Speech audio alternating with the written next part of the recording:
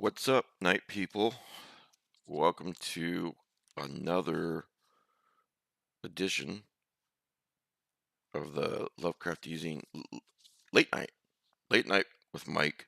Okay, so I need to settle on something. Well, it's always the Lovecraft using podcast, but is it late night with Lovecraft using? Is it Thursday night live? Kind of like that one. Uh, late night with Mike? I don't know. What do you guys think? Hey, you can see me and hear me, right? Well, I know you can see me. I don't know if you can hear me. Anyway, welcome to Late Night with Mike. That's what we're going with right now. Late Night with Mike, and I have a mic, and I have my cords tangled, as usual. And Logan's got one of those cordless earphones. Maybe I should get that.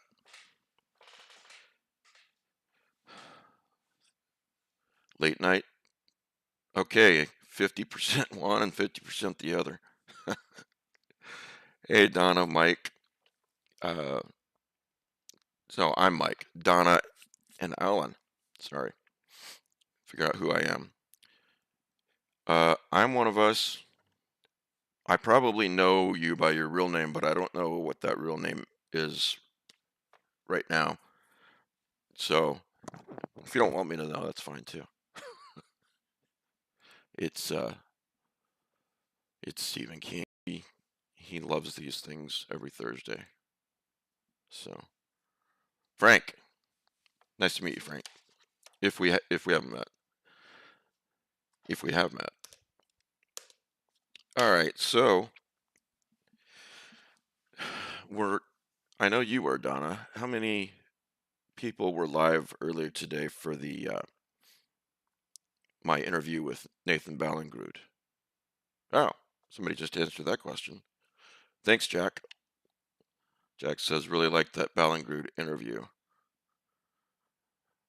Um, anyway, if you weren't able to catch it live, it's on YouTube now, archived. Excuse me. He is such a nice guy and so talented. Um, for those of you who don't know, I'll keep this short for those of you who saw the interview, but Nathan's latest book is called Crypt of the Moon Spider, and it's book one of the Gothic Lunar Trilogy. Lunar Gothic Trilogy. Excuse me. He has some really nice blurbs here from Owen King, Dan Cheon, Larry Barron. I don't know who that guy is. C.N. McGuire. And on the front, nice blurb from Paul. So, yeah, no kidding. I told Nathan that in the interview, that Kelly wrote Secret Language of Spiders. Now, speaking of that troublemaker, he's going to have a book coming out. I think it's next month. Next month or very soon. And it's a werewolf book. So I would imagine that most of you are friends with Kelly Young on Facebook, but if you're not, you know me, I'll promote Kelly's work. His previous book, Secret Language of Spiders, was great, so I'm not promoting him because he's a friend. If it sucked, he would want me to tell him, but it doesn't. In fact, it's quite good. So he's got a werewolf book coming up, and maybe he has a werewolf coming up too. You never know. Um, he says the tagline is like the most dangerous game, but with a werewolf. So that sounds interesting. What I would really like to read from Kelly is a plot that's like the most dangerous game, but with a giant spider. So, Kelly, I'm sure you are glued to each of these podcasts, and if you could make that happen, that'd be great. Yeah. So good to see you guys. New kitten. Excuse me. Allergies today. Um,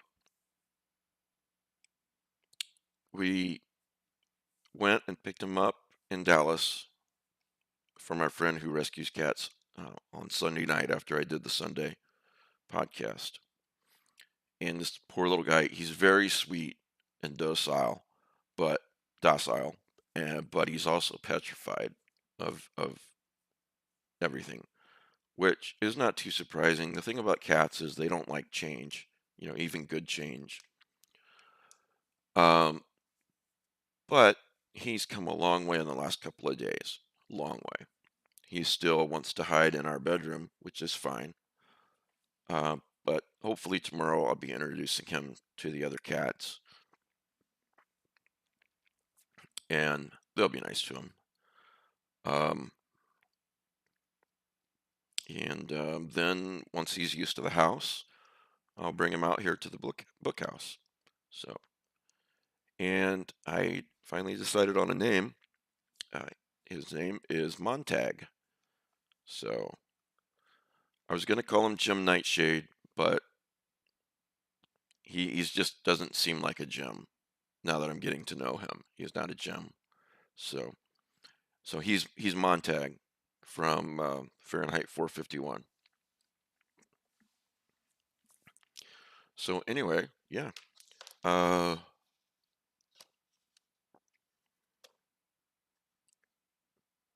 really, what's a Fellaway diffuser? And thanks. I guess I can Google that later. Fellaway diffuser. I'm just putting it in my browser for later. Oh, you're so nice. You don't have to do that. Thank you, though. I mean, wouldn't say no for my cat, but oh, cat pheromones. Okay, yeah, that's okay. I'm glad to know that.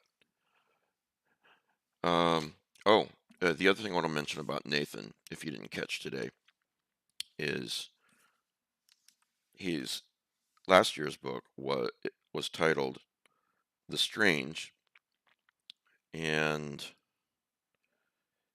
Nathan Nathan and I got along really well. Well, I usually do with people, but really well because he's uh, a big fan of Ray Bradbury as well, which you'll get quite a sense of if you read The Strange or if you read Crypt of the Moon Spider, and you should read both of those. Here is the cover. I have it on. Oh man, I have it on Kindle. I don't know if that. You know what? If I turn off this light, there we go. That might be better. A little bit better. Anyway, it's a pretty cool cover too. Um,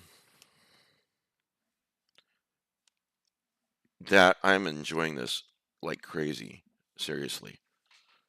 Um, I'm enjoying The Strange very, very much. We talked earlier today about, in essence, you know, difference between hard sci-fi and a fantasy that's set in space or on the moon or so forth and so forth. Um, and so, yeah.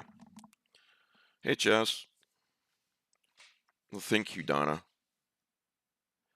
Um, I don't know if you have my address, but if you email me later, I can give it to you, and I really appreciate you doing that. So, Chaz, how you doing? And let's see here.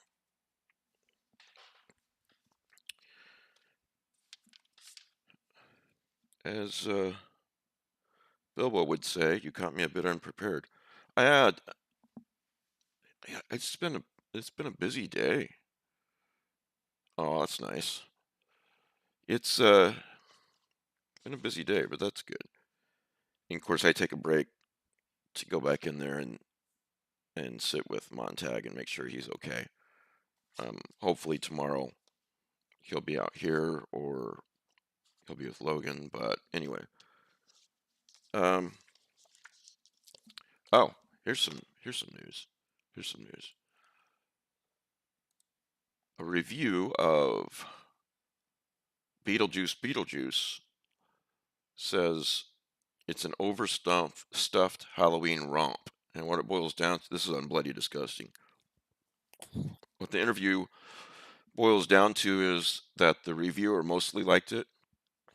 He said there's a lot of fan service and that the charm is in the, what'd she say?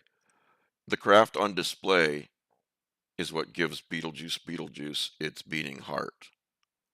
So, um, I think that means it's not perfect.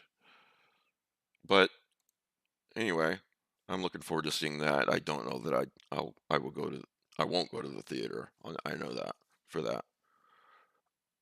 What I do want to go to the theater for is hmm,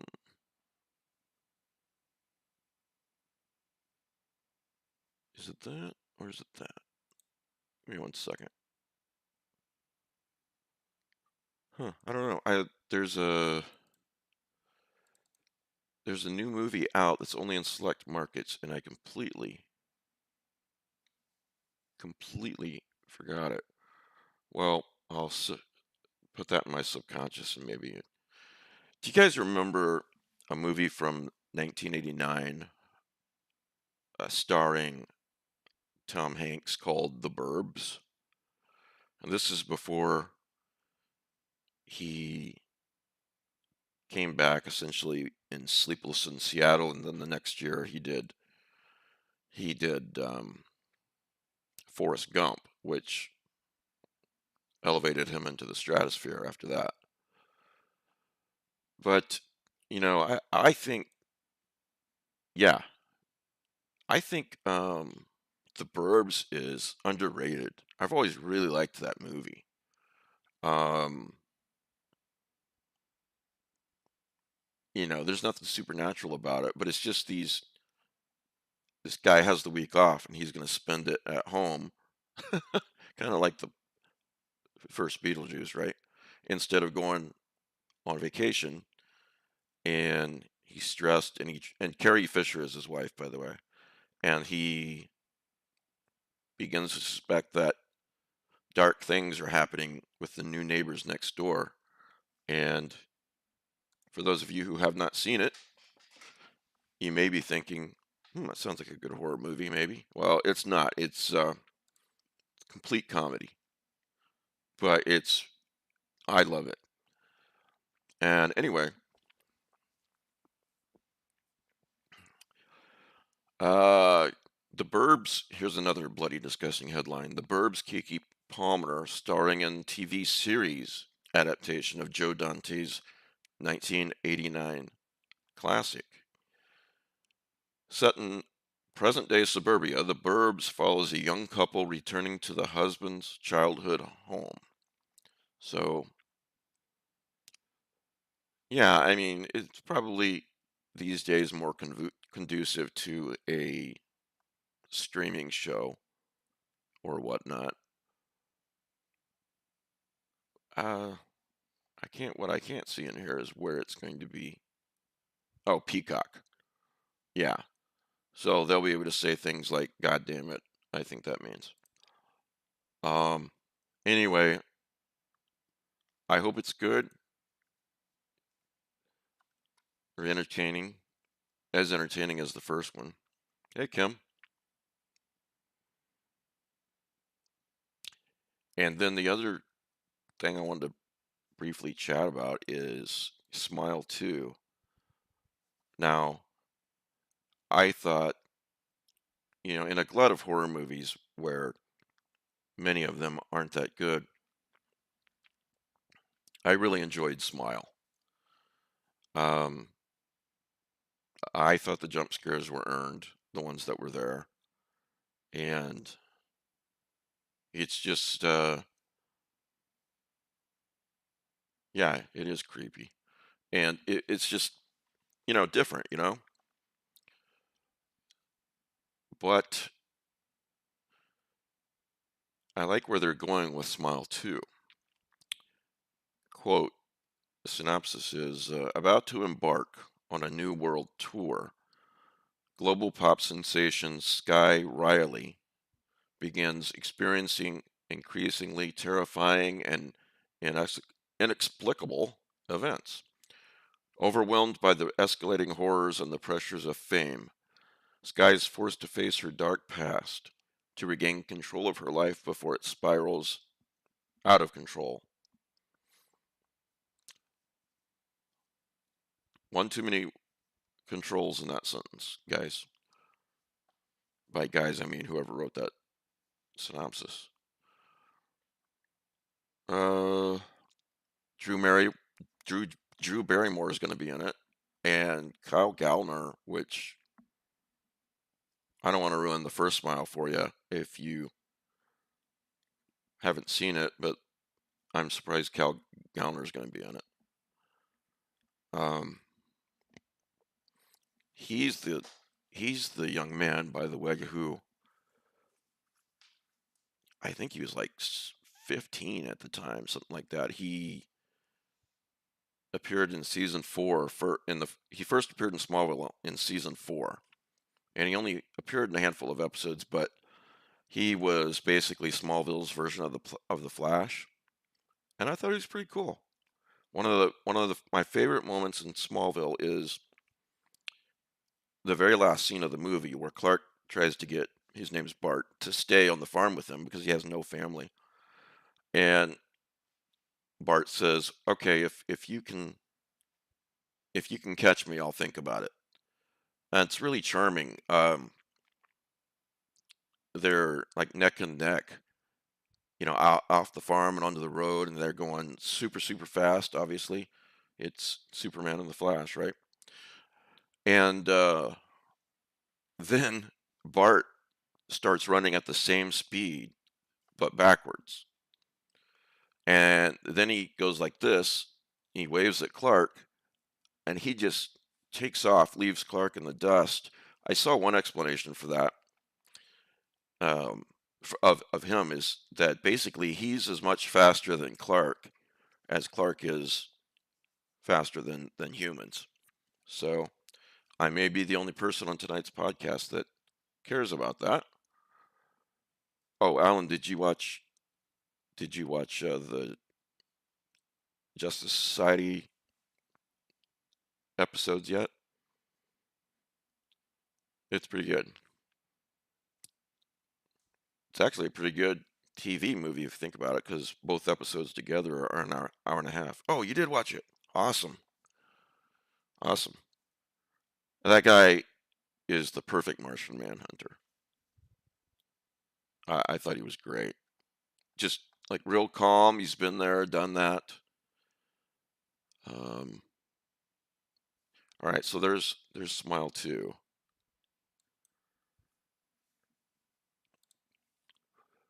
Well, Tuesday, Thursday, Sunday. I can't find it. The other movie I've been thinking of, which means I'll remember months from now when it finally comes streaming, and I'll be like, yeah, that was the movie. I better rent this. So, yeah, he sure is. He's one of my favorite characters, in all of DC Comics. So, getting back to horror and genre fiction,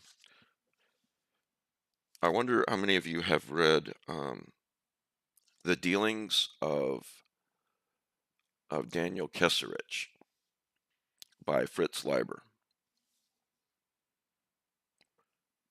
I don't think you'll find it on Kindle, and you just have to get a used copy of this little hardback. It's basically novella size, and it was published in 1997 by the estate of Fritz Leiber, and till then it was previously unpublished, and it's got some drawings in the book. Um, it's okay. Here's a Harlan Ellison quote. Well, it's about Fritz Leiber. It's not about the book in particular. Let's see.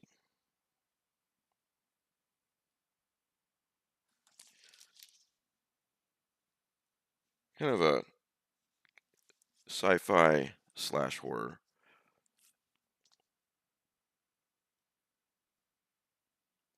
I'm trying to find it. Okay, now Tor is pleased to present in print for the first time this short novel of cosmic dread and Lovecraftian horror. It is a story of science gone awry, of strange dimensions, of love and death. Keserich is a lone scientist in his California home laboratory, plunging intuitively beyond the bounds of known science into the deepest mysteries of time and space.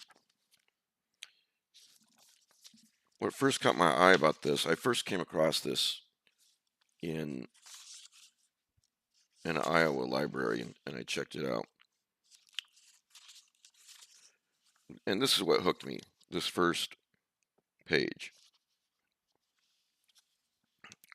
So,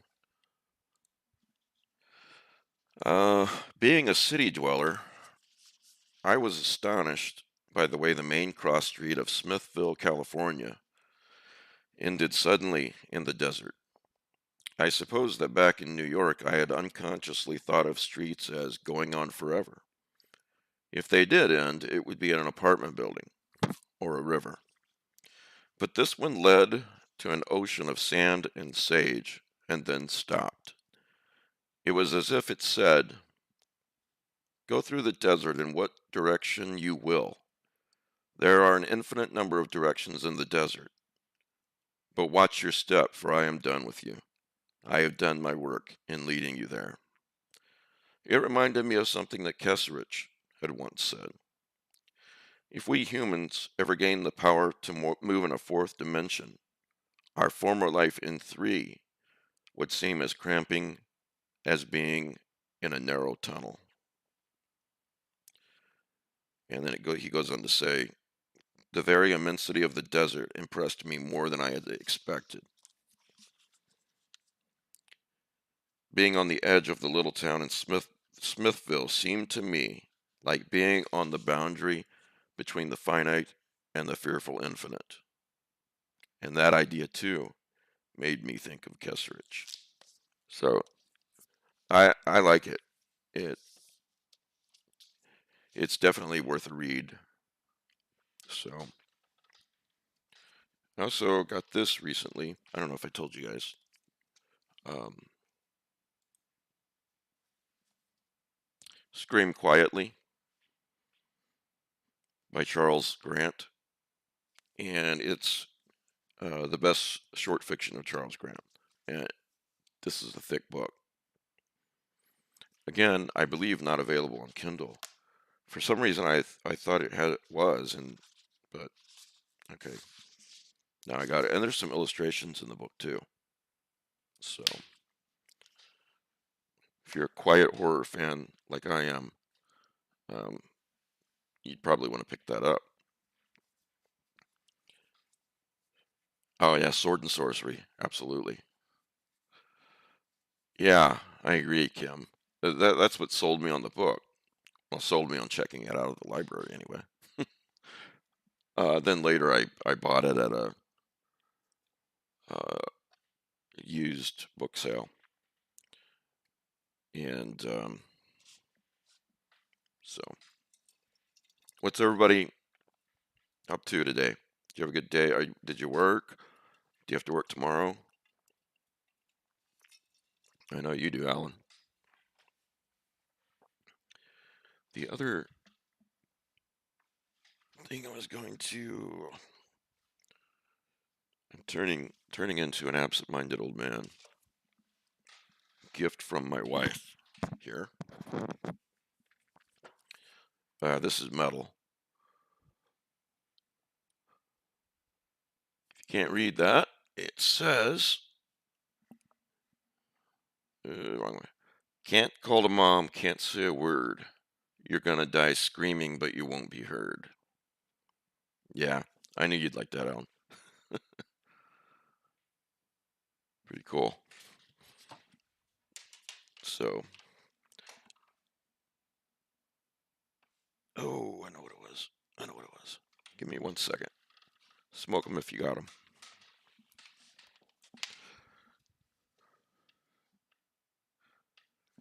Let's see here. Now I just got to.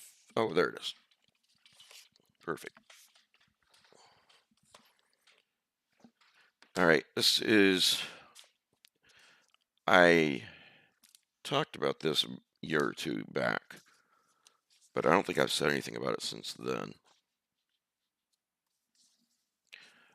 The 20 Days of Turin, a novel, Giorgio de Maria. Um, this, I believe, was published originally in the 70s.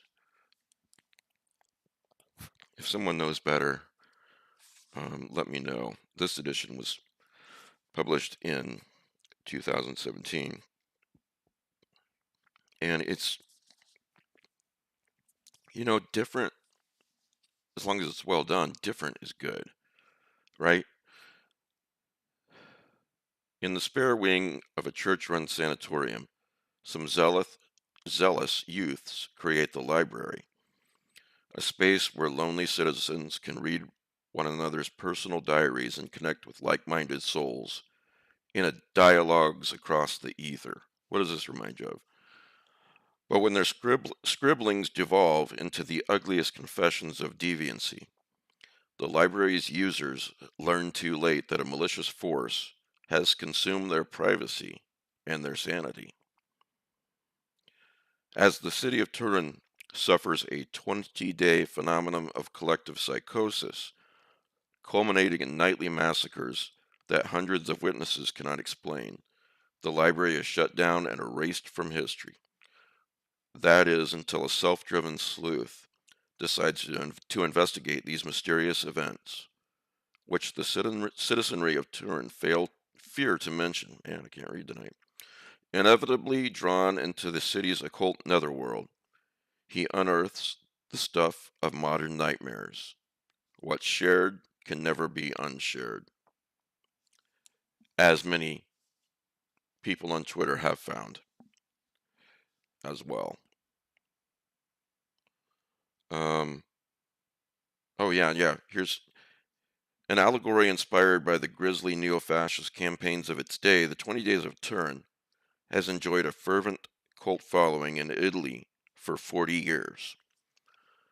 Now, in a fretful new age of lone wolf terrorism fueled by social media, we can find resonances in Giorgio de Mario's vision of mass fear, a mute, palpitating dread that seeps into every moment of daily existence. With its apocalyptic repercussions of oversharing, this bleak story is more disturbingly prescient than ever. And you have to remember, this was written decades ago. Um, so if you haven't read that one, you should grab it. I think that is on the 20 Days of Turin is on Kindle.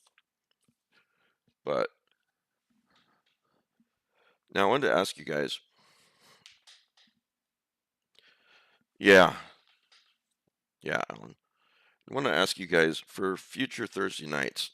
Um, do you have any things that you would like for me to focus on or like make a habit of doing? I won't read the weather, but if you pay me enough, I will. But you know what I mean. If there's something that, if you have an idea for Thursday nights, let me know.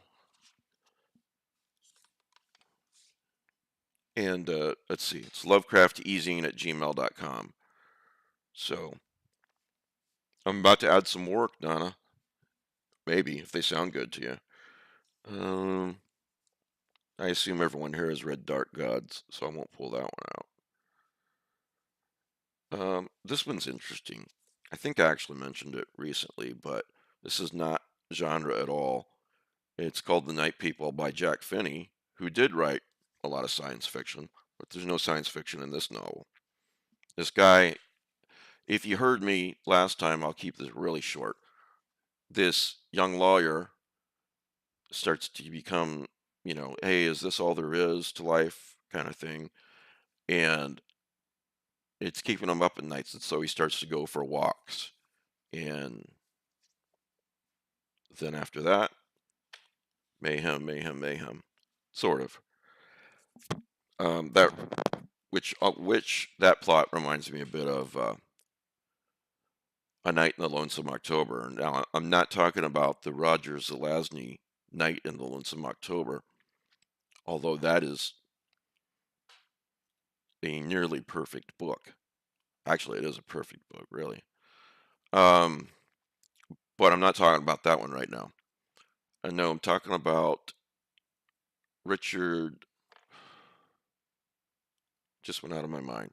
Anyway, it's called A Night in the Lonesome October, and this 20-year-old kid, college kid, gets dumped by his girlfriend.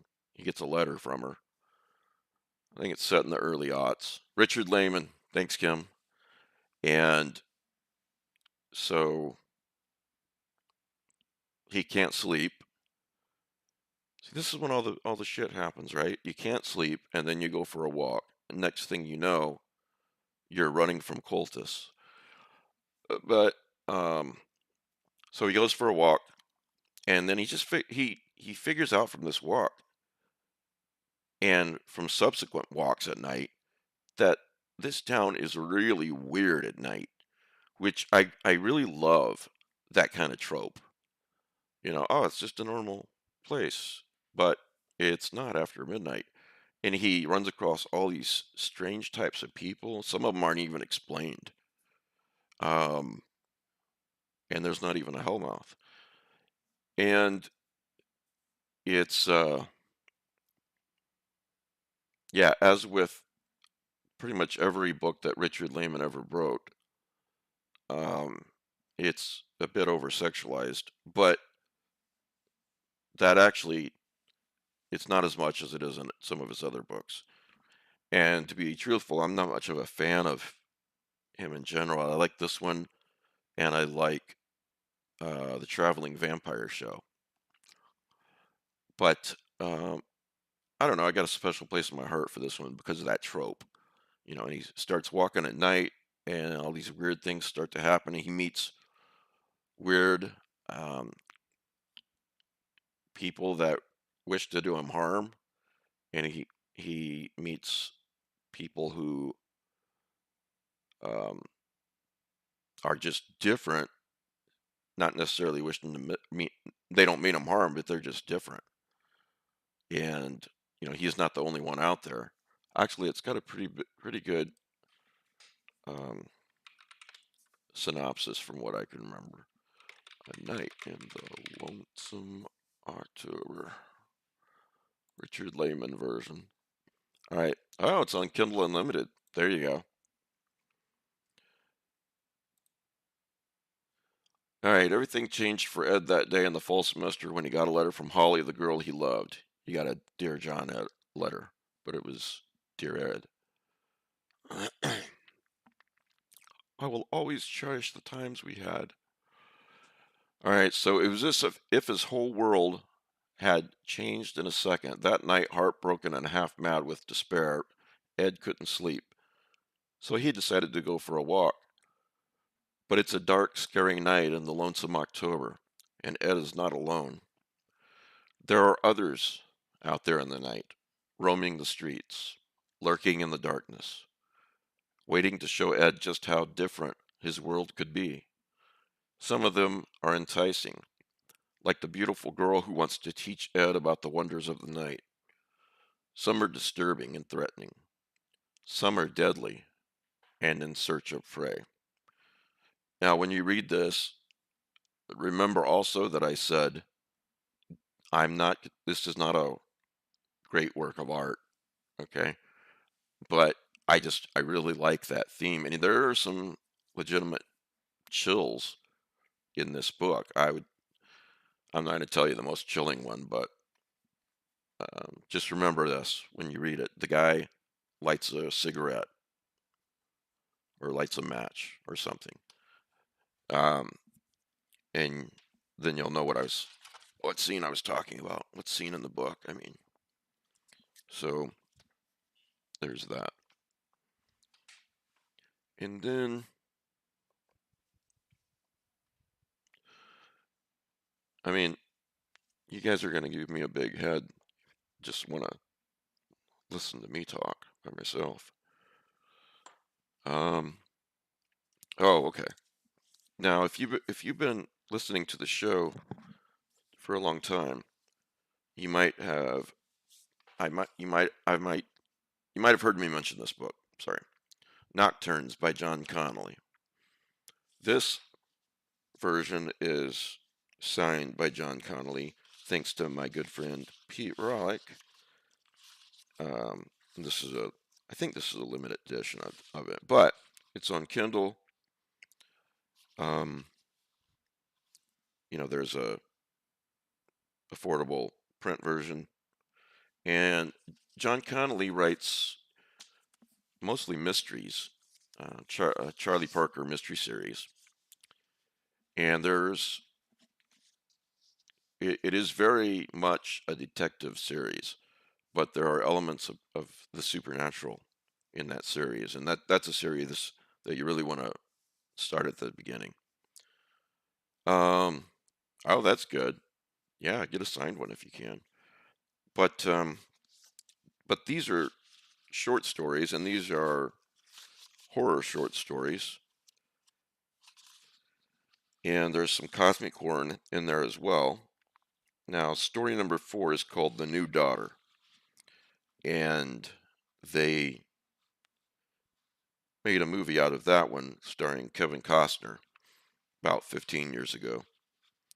And it's actually really good. It's Lovecraftian, and it's actually really good. It's on my list and mine and Alan's now, our list of our favorite Lovecraftian films. So, a couple of my favorites would be Mr. Pettinger's Demon, The New Daughter, The Ritual of the Bones,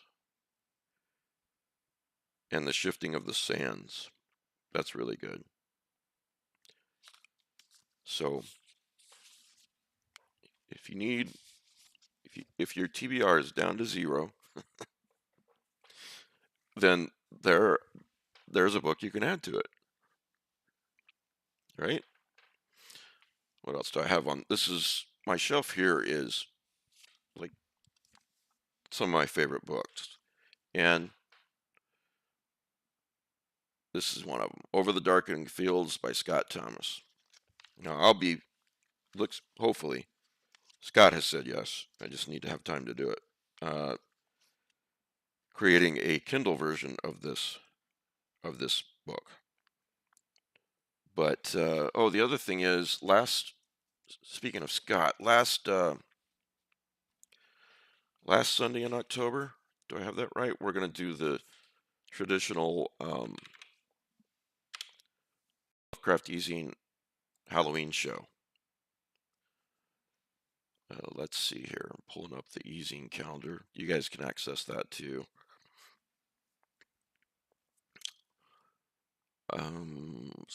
Sunday. Oh, it would help if I looked at the right month. Yeah, last Sunday in October, and that is Sunday, October 27th. And as usual, Jeff Thomas and Scott Thomas will be on the show, and maybe some others. So that's always people always look forward to that. Yeah, very good quiet horror. Um, Everybody should reread The Sea of Ash at least once a year, right, Kim? The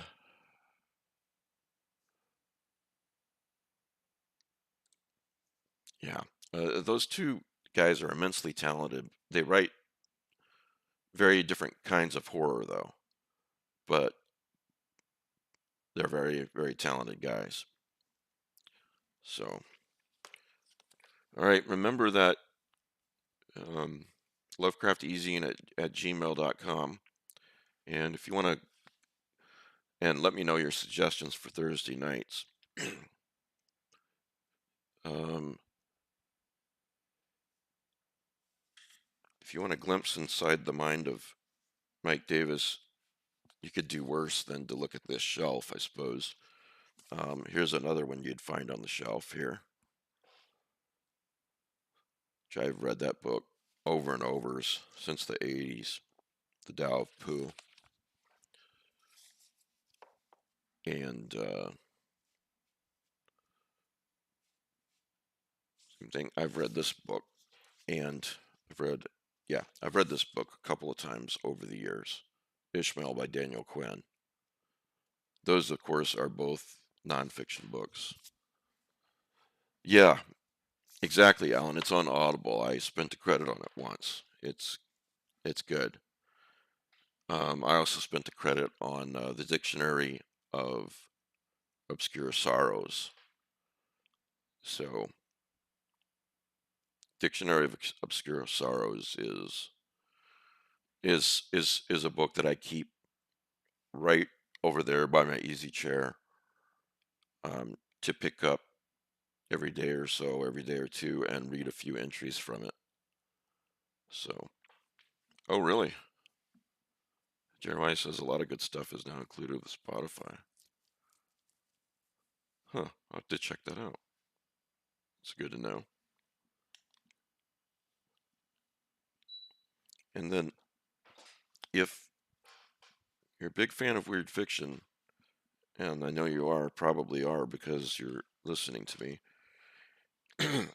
Scott Thomas has done, excuse me, not Scott Thomas, another Scott, Scott Nickley has done a great job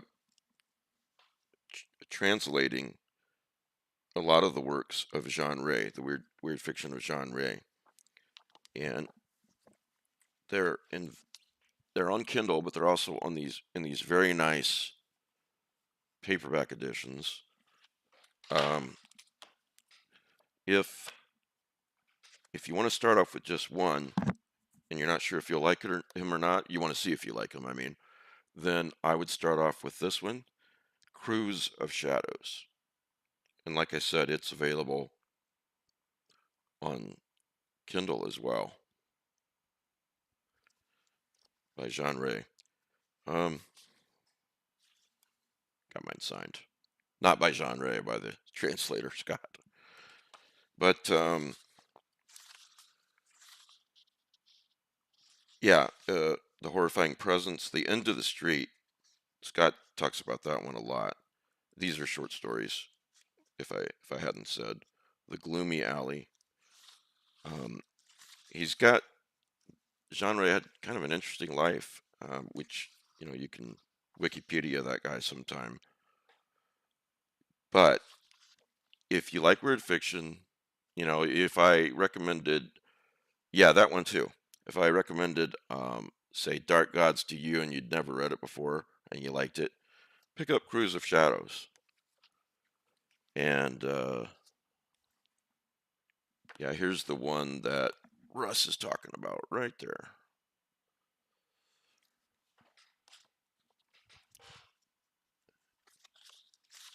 Yeah. So, 20 Days of Turin, The Night People, A Night in the Lonesome October, The Dealings of Daniel Keserich. Had a really busy day, so I thought, especially with the extra podcast, and I thought, you know what? I will just I will just add to their TBRs like crazy tonight. They'll love that. But top of my list for right now is, as I said, Crypt of the Moon Spider and The Strange by Nathan Ballingrud. And Alan and anyone else who listens to Audible, The Strange is available on Audible. So, and so far she seems like a really good reader. So, um, Jeremiah, I hope your day got better, man. Sometimes, sometimes that happens over and over again, unfortunately, right? So, um, so yeah, yeah, he did rock, and he's such a nice guy, man. And oh, that's a good one. Haven't read that in a long time. Midnight Sun by Ramsey Campbell. The when we were done and off the air, he said, "I'd love to do that again," and I knew he was sincere. So, um, so we will do that again sometime with him. And hopefully next time I'd like to get him on when um, it's not just me and the other panelists can talk to him too. But that was kind of tough. It's during the middle of the day. So if you haven't heard, if you're a Patreon, there is going to be a part two to the Deep Background series with John Langan. And that was his idea. And so I thought, let's get questions from Patreons. And I posted about that today on the Patreon. So Patreons, if you could give me your questions, you don't, it's not going to happen in 3 days or anything, but we're putting our schedules together because he wants Kristen back and Emma back, who helped me interview him. And let me see what he said or what they said.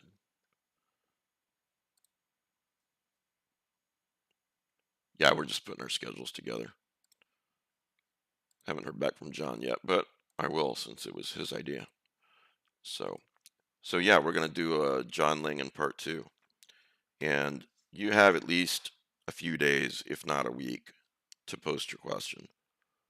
So, so you don't have to rush out and do it right after this. Now, um, yeah, thank you for spending some time with me on Thursday night, and I knew I wasn't going to talk too long tonight because I want to get back with um, Montag and help keep him calm, and then hopefully this time next Thursday maybe he'll be out here. But cats hate change, so I'll do it all slowly. So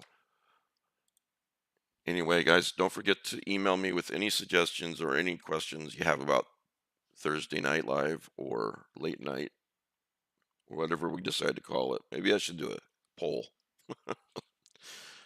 Anyway, I appreciate all you guys. Thanks for supporting me, and I'll see you on Sunday, okay?